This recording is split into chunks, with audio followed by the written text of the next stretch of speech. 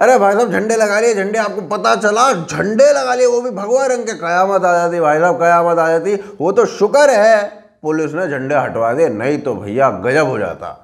अब यहाँ तो मैं तो कह रही हूँ भैया अब झंडे हटवाए गए, साथ ही साथ ऐसा भी हो जाए कि संतरों को बैन कर दिया जाए। कम्बख्त एक तो आते नागपुर से, इन सालों संतरों को 3rd डिग्री देनी चाहिए अरेस्ट करके। तो दोस्तों आज की इस वीडियो में हम बात करने वाले हैं कि भैया झंडे क्यों हटवाए गए, क्यों दुकानों से हटवाया गया हिंदू फलों की शॉप के बैनर्स को, और इस तरीके की और सारी जानकारी आपको देंगे। तो आप हमारे साथ बने रहिए, देखते रहिए आज की ताज़ा खबर।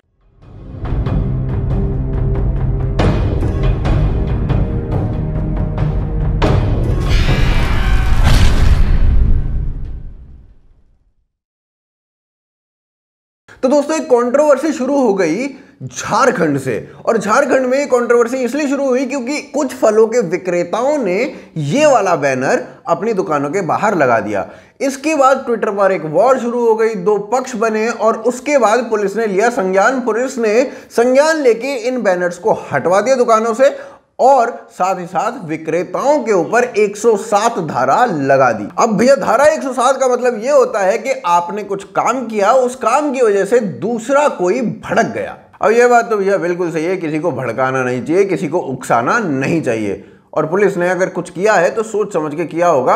लेकिन इसको आगे थोड़ा सा हम डिस्कस करते हैं। सबसे बड़ा सवाल यहां पर यह है कि क्या यह बैनर इतना भड़काऊ था, इतना उकसाने वाला था कि धारा 107 लगा दी जाए। लेकिन उससे पहले हम ये जान लेते हैं कि क्या इस प्रकार का ये पहला मैटर है या और भी मैटर आए हैं सामने। तो दोस्तों इस प्रकार के मामले बिहार और हैदराबाद 2 जगहों से सामने आए हैं, और दोनों ही जगहों पर पुलिस ने संज्ञान लिया है। दोनों ही जगहों पर भगवा रंग के झंडे विक्रेताओं ने अपने फलों की रेहड़ियों पर लगाना शुरू कर दिया था। अब पुलिस के एक्शन लेते ही 2 भागों में ये मुद्दा डिवाइड हो गया। एक कहने लगा कि पुलिस ने सही किया, दूसरा कहने लगा पुलिस ने गलत किया। तो दोस्तों अब सबसे बड़ा सवाल वही कि क्या ये बैनर इतना भड़काऊ था कि धारा 107 लगा दी।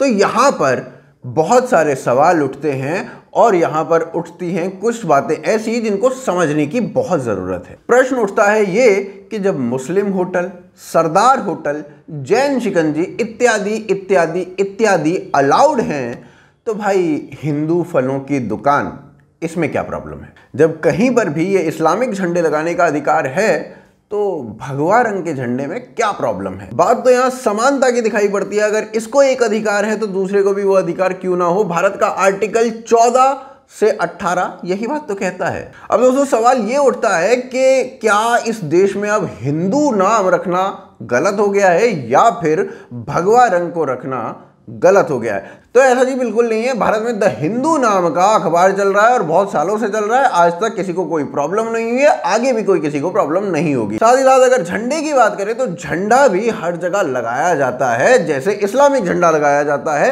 लेकिन जो फर्क है इस बार, वो फर्क केवल ये है कि इस वक्त हालात कुछ ऐसे हैं। पर ये हालात क्या अपने आप बन गए? पर जी हालात बने जमातियों की वजह से। जमातियों ने पूरी दुनिया में इस वायरस को फैलाया है, जिसकी वजह से दिक्कत भारत में भी आई है, और एक जो फियर का माहौल है, डर का माहौल है, वो हम सभी के जहन में बैठ चुका है। वही दोस्तों कुछ वीडियोस ऐसी सामने आई हैं जिसमें लोग सामने सामने देख सकते हैं कि भाई फलों को चाट के रखा जा रहा है, स्केल्स के अंदर थूका जा रहा है। तो इस प्रकार की बहुत सारी वीडियोस आई हैं जो रियल है। अब नहीं मतलब आप चाहते हो कि सेक्युलरिज्म की वजह से सब खतरों खिलाड़ी हो जाए, रोहित शेट्टी बोले मगरमच्छ के मुंह में मुंह दे तो दे दो। अब भाई साहब यहाँ तो कोई ट्रेंड प्रोफेशनल भी नहीं है, वहां ट्रेंड तो होते कम से कम। तो दोस्तों अगर रवीश कुमार की भाषा में कहा जाए तो डर का माहौल है, और कुछ लोग इस प्रकार से बिहेव कर रहे हैं। लेकिन यहां पर सबसे बड़ी बात यह है कि कोई कॉल ऑफ एक्शन नहीं किया गया है। कोई लीडर घर घर जाकर ये नहीं बोल के आया है, या फिर कोई स्पीच में ये नहीं बोला है कि एक वर्ग से आप सामान मत खरीदिए। लेकिन अब से पहले यूपी के कैराना में ये कॉल ऑफ एक्शन भी दिया गया था। समाजवादी पार्टी के लीडर थे और भाई साहब ने कहा था कि हिंदुओं से कोई सामान मत खरीदिए, तभी उनकी अकल ठिकाने आएगी। तो दोस्तों यहां पर किसी ने कोई ऐसी अपील नहीं करी कि एक वर्ग से सामान मत खरीदो, कोई कॉल ऑफ एक्शन नहीं था। झंडा लगाना कोई अपराध नहीं है, साथ ही साथ हिंदू फल की दुकान लिखना अपने बैनर के ऊपर यह भी कोई अपराध नहीं है। लेकिन पुलिस सिनेरियो को, जो कंडीशंस हैं इस वक्त, उसको ध्यान में रखकर यहां पर धारा 107 लगा रही है इन लोगों के ऊपर। लेकिन दोस्तों यहां पर सबसे बड़ा सवाल यह आता है कि ये बैनर लगा के या झंडा लगा के ही अपना धर्म बताया जा सकता है? अगर कोई लॉकेट पहन ले या फिर अपनी रेहड़ी पर एक भगवान की मूर्ति रख ले या फिर अपनी रेहड़ी पर कोई अगरबत्तियां जला ले, धूप बत्ती जला ले, उससे भी पता चल जाएगा कि क्या धर्म है? क्या इन सबको भी पुलिस बंद करवा देगी? तो दोस्तों मेरे हिसाब से यहां पर कोई लॉजिक नहीं था कि इन लोगों के ऊपर केसेस दर्ज किए जाएं। हाँ, अगर कोई भड़काता कि ऐसा मत करो वैसा मत करो तब ऑफेंस बनता था। तो दोस्तों एक और तो गवर्नमेंट को या फिर पुलिस को इस बात से प्रॉब्लम है कि आप अपनी दुकान के ऊपर कोई प्रतीकात्मक चिन्ह लगाते हैं, वहीं दूसरी ओर हर प्रोडक्ट के ऊपर, चाहे वो रेस्टोरेंट हो, चाहे वो होटल हो, चाहे वो कोई पैकेज फूड हो, चाहे वो मीट हो, चाहे वो नॉन मीट प्रोडक्ट हो, हर जगह पर हलाल सर्टिफिकेशन लग रहा है, हलाल का चिन्ह लग रहा है। तो इससे कोई प्रॉब्लम ही नहीं है। भारत की सरकार कहती है कि अगर किसी प्रोडक्ट को बाजार में बेचना है तो केवल और केवल सर्टिफिकेशन चाहिए FSSAI की।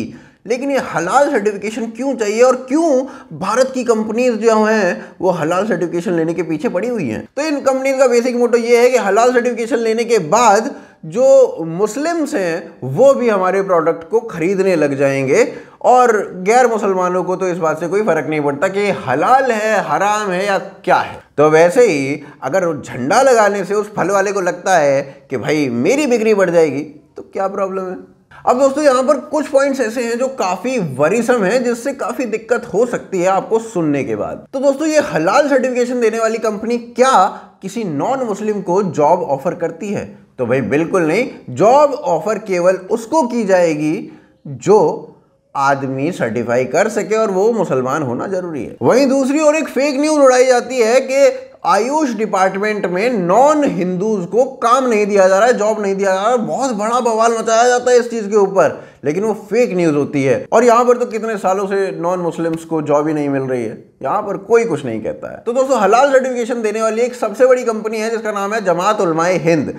ये भारत में इस्लामिक ऑर्गेनाइजेशंस में सबसे पुरानी ऑर्गेनाइजेशन है। 1919 में ये ऑर्गेनाइजेशन शुरू हुई थी और इसी वजह से इसके सर्टिफिकेट की सबसे ज्यादा वैल्यू हो जाती है। अब ये ऑर्गेनाइजेशन इस सर्टिफिकेट से पैसा कमाती है। एक सर्टिफिकेट देने के लिए 20,000 रुपए प्रति वर्ष कंपनी को चुकाने होते हैं और ये जो सर्टिफिकेट है ये हर साल रिन्यू कराना होता है। अब दोस्तों यहाँ पर सबसे बड़ा सवाल यह आ जाता है कि भाई ये इस पैसे का करते क्या हैं? उससे लड़ती है भाई साहब केस, और सारे केस केवल उनके लड़े जाते हैं जो मुसलमान होते हैं किसी केस में इन्वॉल्व। अब ऐसे में बहुत सारे केसेस ऐसे हैं जो टेररिस्ट गतिविधियों के लिए लड़े गए हैं या लड़े जा रहे हैं। तो दोस्तों कुछ केसेस का उल्लेख मैं आपके सामने कर देता हूं। राम मंदिर का डिसीजन आया सुप्रीम कोर्ट से और उसके बारे में रिव्यू पिटीशन डालने वाली सबसे पहली जो ऑर्गेनाइजेशन थी वो यही ऑर्गेनाइजेशन। कमलेश तिवारी को दिन दहाड़े 2 भटके हुए युवकों ने मार दिया और उन दोनों के लिए ही जो केस लड़ा जा रहा है वो इसी ऑर्गेनाइजेशन के द्वारा लड़ा जा रहा है। जर्मन बेकरी बॉम्ब ब्लास्ट मामले में आरोपी को बचाने के लिए जी जान से मेहनत कर रही है ये ऑर्गेनाइजेशन। 26/11 के जो अटैक्स थे उसमें एक केस चल रहा है सैयद ज़ैबुद्दीन के ऊपर और सैयद ज़ैबुद्दीन के लिए लड़ रहा है कौन? यही ऑर्गेनाइजेशन आपके पैसों से। चिन्नास्वामी स्टेडियम ब्लास्ट हो या फिर 7/11 ट्रेन ब्लास्ट मुंबई में जो हुआ था वो हो, सभी के लिए केस लड़ रही है यही ऑर्गेनाइजेशन। और ऐसे करीबन 700 मामले हैं जिनके लिए ये ऑर्गेनाइजेशन केस लड़ रही है। दोस्तों हलाल केवल भारत में नहीं बढ़ रहा है, वर्ल्ड वाइड बढ़ रहा है और $5.73 ट्रिलियन की ये इकोनॉमी बन रहा है world over. Nassim Nicholas Taleb इसको एक डिक्टेटरशिप बताते हैं स्मॉल माइनॉरिटीज की। उनके अनुसार इस गेम में केवल वही जीतता है जो सबसे ज्यादा इंटॉलरेंट होता है। ये ठीक उसी प्रकार है जैसे आपके घर में मान लो 2 बच्चे हों, एक बच्चा जिद्दी गुस्सैल हो और दूसरा बच्चा शरीफ हो, आपकी बात मानने वाला हो।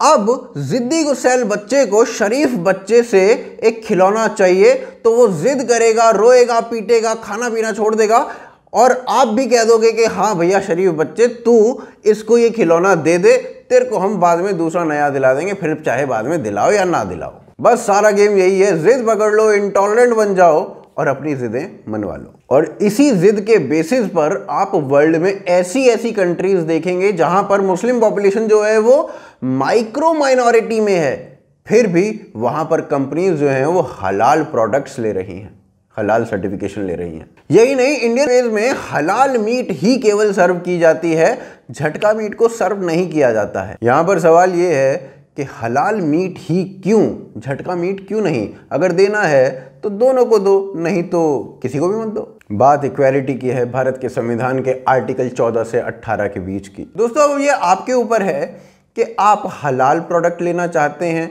या आपको इससे कोई फर्क नहीं पड़ता, या फिर आप नॉन हलाल प्रोडक्ट लेना चाहते हैं। उम्मीद करते हैं आपको ये वीडियो पसंद आई होगी। अगर आपको ये वीडियो पसंद आई है तो आप इस वीडियो को लाइक कीजिए, शेयर कीजिए, कमेंट करके बताइए वीडियो कैसी लगी। साथ ही साथ आप हमें ट्विटर, फेसबुक, इंस्टाग्राम, टेलीग्राम पर फॉलो कर सकते हैं। आप हमें patreon.com पर भी सपोर्ट कर सकते हैं। लिंक जो है डिस्क्रिप्शन में और पिन कमेंट में आपको दिखाई देगा। आप देख रहे हैं आज की ताज़ा खबर। जय हिंद, जय भारत।